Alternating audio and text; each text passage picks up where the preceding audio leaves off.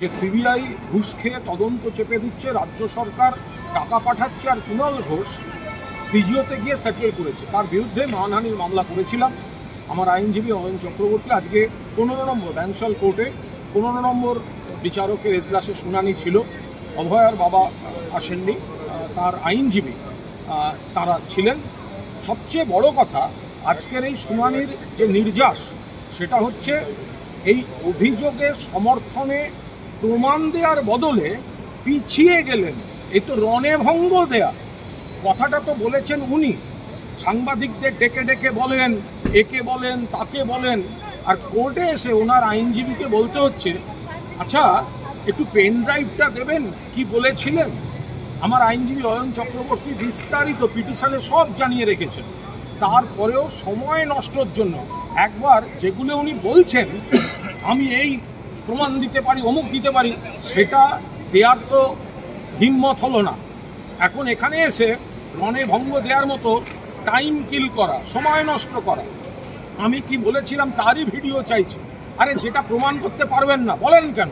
আপনি রাস্তায় বেরিয়ে বলছেন, বাড়িতে সাংবাদিক ডেকে বলছেন, বলুন, আপনার বলার উপর কোনো জিএসটি নেই, কিন্তু তো সেটা কোর্টে বলতে এত ভয় করলো কেন? তার বেলা এখানে টাইম নিচ্ছেন কেন? এটা আইনে টাইম নেওয়া যায়।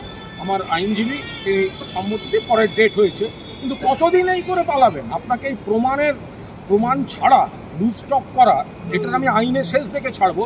এবং আজকে প্রমাণ হয়ে গেল আপনার হাতে কোনো প্রমাণ নেই, আপনি মিথ্যা অভিযোগ এনেছেন। লোকের কথাই হোক, যার কথাই হোক, আপনি ডাহা মিথ্যা কথা বলেছেন। যদি আপনার হাতে প্রমাণ থাকতো, কোর্টে অভয়ার বাবার সংলাপের বিরুদ্ধে যে মানহানির মামলা, তাতে আজ প্রমাণ হয়ে গেছে। ওনারা ব্যাক আউট করছেন, ওনাদের কাছে কোনো প্রমাণ নেই।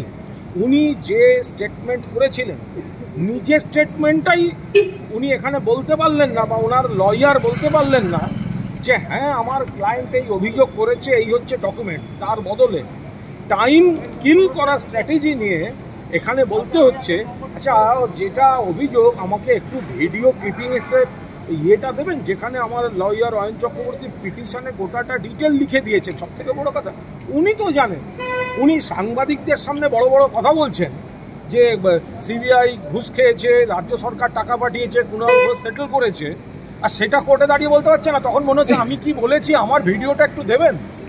এর মানে কি? এর মানে ওনারা ব্যাক আউট করছেন, কোনো প্রমাণ নেই। আজকের শুনানিতে ওনাদের এই রক্ষণাত্মক এবং সময় নষ্ট করার কৌশলে প্রমাণিত, যা বলেছেন ডাহা মিথ্যা কথা বলেছেন। আজ না হলে কাল সেটা ধরা পড়বে।